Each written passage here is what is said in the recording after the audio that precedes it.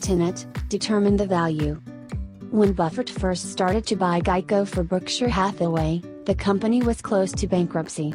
But he says Geico was worth a substantial sum, even with a negative net worth, because of the company's insurance franchise. Still, in 1976, the company, since it had no earnings, defined a mathematical determination of value as put forth by John Burr Williams, who defined present value as future cash flows discounted at an appropriate rate. Still, despite the uncertainty over Geico's future cash flows, Buffett was sure that the company would survive and earn money in the future. How much and when were open to debate. In 1980, Berkshire owned one-third of Geico, invested at a cost of $47 million. That year, Geico's total market value was $296 million. Even then, Buffett estimated that the company possessed a significant margin of safety. In 1980, the company earned $60 million on $705 million in revenues. Berkshire's share of Geico's earnings was $20 million. According to Buffett, to buy a similar $20 million of earnings in a business with first-class economic characteristics and bright prospects would cost a minimum of $200 million more if the purchase was for a controlling interest in the company. 13 Even so, Buffett's $200 million assumption is realistic, given the Williams valuation theory. Assuming that Geico could sustain this $60 million in earnings without the aid of any additional capital, the present value of Geico, discounted by the then current 12% rate for a 30-year U.S. government bond, would have been $500 million, almost twice Geico's 1980 market value. If the company could grow this earnings power at 2% real, or at 15% before current inflation, the present value would increase to $600 million, and Berkshire's share would equal $200 million. In other words, in 1980, the market value of Geico's stock was less than half the discounted present value of its earnings power. Tenet, the $1 premise. Between 1980 and 1992, the market value of Geico grew from $296 million to $4.6 billion, an increase of $4.3 billion. During these 13 years, Geico earned $1.7 billion. It paid shareholders, in common stock dividends, $280 million and retained $1.4 billion for reinvestment. Thus, for every dollar retained, Geico created $3.12 in market value for its shareholders. This financial accomplishment demonstrates not only Geico's superior management and niche marketing, but its ability to reinvest shareholder money at optimal rates. Further proof of Geico's superiority, a $1 investment in Geico in 1980, excluding dividends, increased to $27.89 by 1992. This is an astonishing 29.2% compounded annual rate of return, far greater than the industry average and the S&P 500 index, which both gained 8.9% during the same period. Capital Cities ABC. Cap Cities had its beginning in the news business. In 1954, Lowell Thomas, the famous journalist, his business manager, Frank Smith, and a group of associates bought Hudson Valley Broadcasting Company, which included an Albany, New York, television and AM radio station. At that time, Thomas Murphy was a product manager at Lover Brothers. Frank Smith, who was a golfing partner of Murphy's father, hired the younger Murphy to manage the company's television station. In 1957, Hudson Valley purchased a Raleigh-Durham television station, and the company's name was changed to Capital Cities Broadcasting, reflecting that both Albany and Raleigh were capitals of their respective states. In 1960, Murphy hired Dan Burke to manage the Albany station. Burke was the brother of one of Murphy's Harvard classmates, Jim Burke, who later became chairman of Johnson & Johnson. Dan Burke, an Albany native, was left in charge of the television station while Murphy returned to New York, where he was named president of Capital Cities in 1964. Thus began one of the most successful corporate partnerships in American business.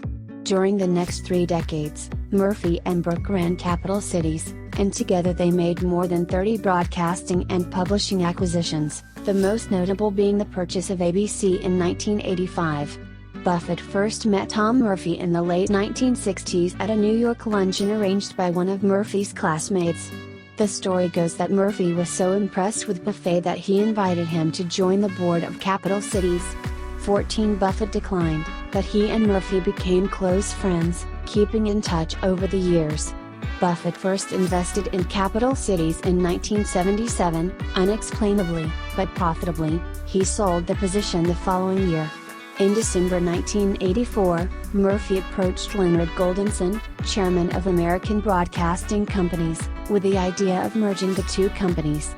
Although initially rebuffed, Murphy contacted Goldenson again in January 1985. The Federal Communications Commission, FCC, had increased the number of television and radio stations that a single company could own from 7 to 12, effective in April that year. This time Goldenson agreed.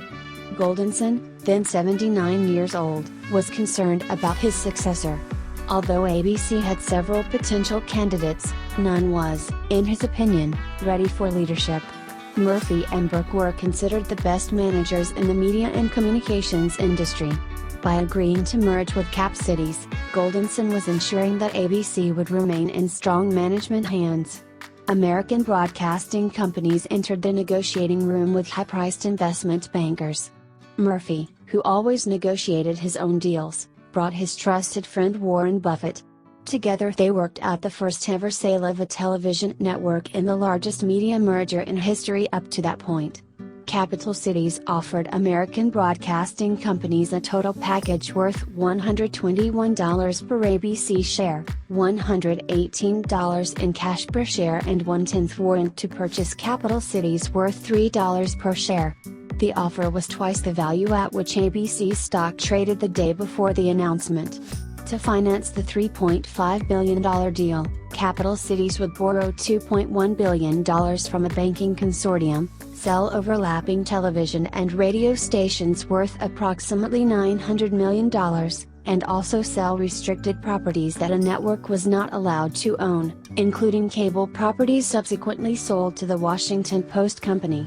The last $500 million came from Buffett. He agreed that Berkshire Hathaway would purchase 3 million newly issued shares of Cap Cities at a price of $172.50 per share.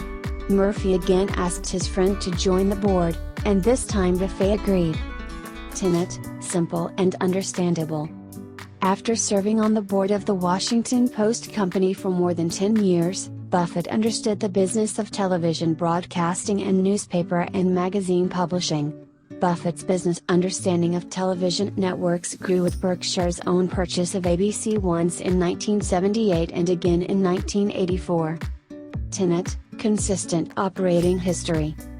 Both Capital Cities and American broadcasting companies had profitable operating histories dating back more than 30 years. ABC averaged 17% return on equity and 21% debt to equity from 1975 through 1984. Capital Cities, during the 10 years before its offer to purchase ABC, averaged 19% return on equity and 20% debt to capital. Tenet, favorable long-term prospects. Broadcasting companies and networks are blessed with above-average economics. Like newspapers, and for much the same reason, they generate a great deal of economic goodwill. Once a broadcasting tower is built, capital reinvestment and working capital needs are minor and inventory investment is non-existent. Movies and programs can be bought on credit and settled later when advertising dollars roll in. Thus, as a general rule, broadcasting companies produce above-average returns on capital and generate substantial cash in excess of their operating needs. The risks to networks and broadcasters include government regulation, changing technology, and shifting advertising dollars. Governments can deny the renewal of a company's broadcasting license, but this is rare. Cable programs, in 1985, were a minor threat to networks. Although some viewers tuned into cable shows, the overwhelming majority of television viewers still preferred network programming. Also during the 1980s, advertising dollars for free-spending consumers were growing substantially faster than the country's gross domestic product.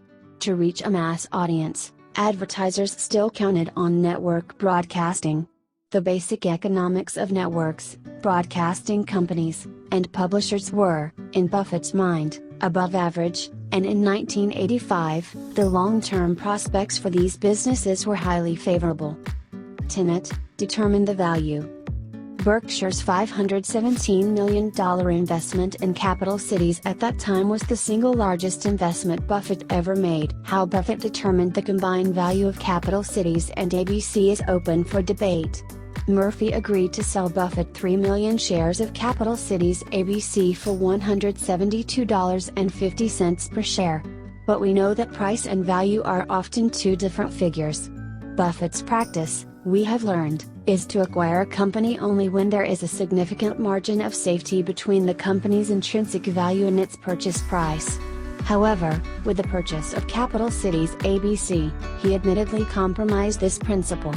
If we discount Buffett's offer of $172.50 per share by 10%, the approximate yield of the 30-year U.S. government bond in 1985, and multiply this value by 16 million shares, Cap Cities had 13 million shares outstanding plus 3 million issued to Buffett. The present value of this business would need to have earnings power of $276 million.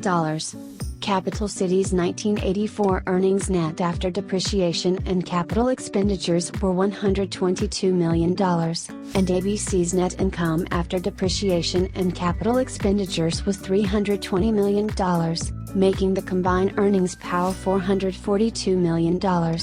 But the combined company would have substantial debt. The approximately $2.1 billion that Murphy had to borrow would cost the company $220 million a year in interest. So the net earnings of the combined company were approximately $200 million. There were additional considerations. Murphy's reputation for improving the cash flow of purchased businesses simply by reducing expenses was legendary. Capital Cities' operating margins were 28%, whereas ABC's were 11%. If Murphy could improve the operating margins of the ABC properties by 1/3 to 15%, the company would throw off an additional $125 million each year, and the combined earnings power would equal $225 million annually. The per share present value of a company earning $325 million with 16 million shares outstanding discounted at 10% was $203 per share, a 15% margin of safety over Buffett's $172.50 purchase price. I doubt if Ben's up there applauding me on this one, Buffett quipped, in reference to Ben Graham. The margin of safety that Buffett accepted could be expanded if we make certain assumptions. Buffett says that conventional wisdom during this period argued that newspapers, magazines, or television stations would be able to increase earnings forever at 6% annually, without the need for additional capital. 16 The reasoning, he explains, was that capital expenditures would equal depreciation rates and the need for a working capital would be minimal. Hence, income could be thought of as freely distributed earnings. This means that an owner of a media company possessed a perpetual annuity that would grow at 6% for the foreseeable future without the need of any additional capital.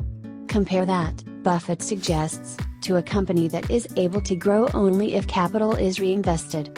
If you owned a media company that earned $1 million and expected to grow at 6%, it would be appropriate, says Buffett, to pay $25 million for this business. $1 million divided by a risk-free rate of 10% less the 6% growth rate.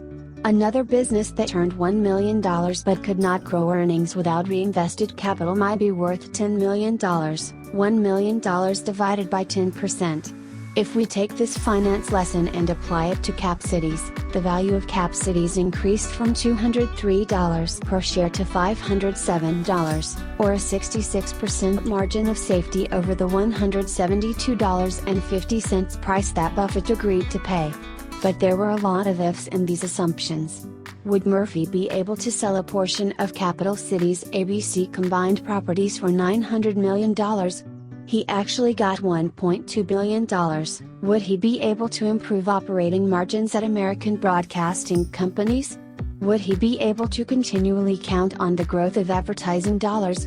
Buffett's ability to obtain a significant margin of safety in Capital Cities was complicated by several factors. First, the stock price of Cap Cities had been rising over the years. Murphy and Burke were doing an excellent job of managing the company, and the company's share price reflected this. So, unlike Geico, Buffett did not have the opportunity to purchase Cap Cities cheaply because of a temporary business decline. The stock market, which had been steadily rising, didn't help, either. And, because this was a secondary stock offering, Buffett had to take a price for Cap Cities shares that was close to its then trading value. If there was any disappointment over the issue of price, Buffett was comforted by the quick appreciation of those same shares. On Friday, March 15, 1985, Capital Cities' share price was $176. On Monday afternoon, March 18, Capital Cities announced it would purchase American Broadcasting Companies. The next day, by market close, Capital Cities' share price was $202.75. In 4 days, the price had risen 26 points, a 15% appreciation. Buffett's profit was $90 million and the deal was not due to close until January 1986. The margin of safety that Buffett received buying Capital Cities was significantly less than with other purchases. So why did he proceed? The answer was Tom Murphy. Had it not been for Murphy, Buffett admits he would not have invested in the company. Murphy was Buffett's margin of safety. Capital Cities ABC was an exceptional business, the kind of business that attracts Buffett. But there is also something special about Murphy. Warren adores Tom Murphy, said John Byrne. Just to be partners with him is attractive to Buffett. Cap Cities' management philosophy is decentralization. Murphy and Burke hire the best people possible and then leave them alone to do their job. All decisions are made at the local level. Burke found this out early in his relationship with Murphy. Burke, while managing the Albany TV station, mailed updated reports weekly to Murphy, who never responded. Burke finally got the message. Murphy promised Burke, "I won't come to Albany unless you invite me, or I have to fire you." 18 Murphy and Burke help set yearly budgets for their companies and review operating performance quarterly. With these two exceptions, managers were expected to operate their businesses as if they owned them. "We expect a great deal from our managers," wrote Murphy. 19 And one thing Capital Cities managers were expected to do was control costs. When they failed, Murphy was not shy about getting involved. When Capital Cities purchased ABC, Murphy's talent for cutting costs was badly needed. Networks tend to think in terms of ratings, not profits. Whatever was needed to increase ratings, the network thought, superseded cost evaluation. This mentality abruptly stopped when Murphy took over. With the help of carefully selected committees at ABC, Murphy pruned payrolls, perks, and expenses. Some 1,500 people, given generous severance packages, were let go. The executive dining rooms and private elevator at ABC were closed. The limousine at ABC Entertainment in Los Angeles that was used to drive Murphy during his first tour of the company's operation was discharged. On his next trip, he took a cab. Such cost consciousness was a way of life in Capital Cities. The company's Philadelphia television station, WPVI, the #1 station in the city, had a news staff of 100 compared with 150 at the CBS affiliate across town. Before Murphy arrived at ABC, the company employed 60 people to manage ABC's 5 television stations. Soon after the Cap Cities acquisition, 6 people managed 8 stations. WAP TV in New York used to employ 600 people and generated 30% pre-tax margins. Once Murphy reconfigured the station, it employed 400 people with pre-tax margins north of 50%. Once a cost crisis was resolved, Murphy depended on Burke to manage operating decisions. He concentrated on acquisitions and shareholder assets. Tenet, the institutional imperative. The basic economics of the broadcasting and network business assured Cap Cities it would generate simple cash flow. However, the industry's basic economics, coupled with Murphy's penchant for controlling costs, meant Cap Cities would have overwhelming cash flow. From 1988 through 1992, Cap Cities generated $2.3 billion in unencumbered cash. Given these resources, Some managers might be unable to resist the temptation to spend the money, buying businesses and expanding the corporate domain. Murphy, too, bought a few businesses. In 1990, he spent $61 million acquiring small properties. At the time, the general market for most media properties was priced too high, he said. Acquisitions had always been very important to Cap Cities in the development of its growth. Murphy was always on the lookout for media properties, but he remained steadfast in his discipline not to overpay for a company. Cap Cities, with its enormous cash flow, could easily gobble up other media properties, but as Business Week reported, Murphy would sometimes wait for years until he found the right property. He never made a deal just because he had the resources available to do it.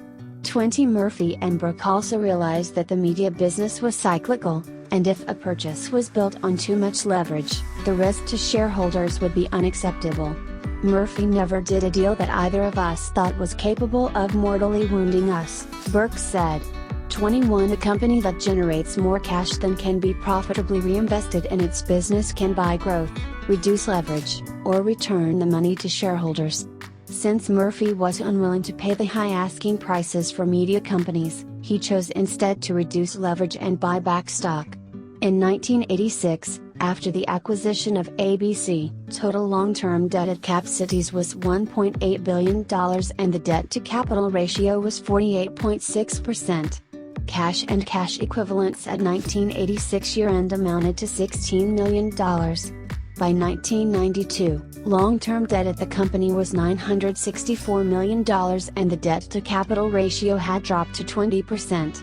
Furthermore, cash and cash equivalents increased to $1.2 billion, making the company essentially debt-free. Murphy's strengthening of Capacity's balance sheet substantially reduced the company's risk. What he did next substantially increased its value.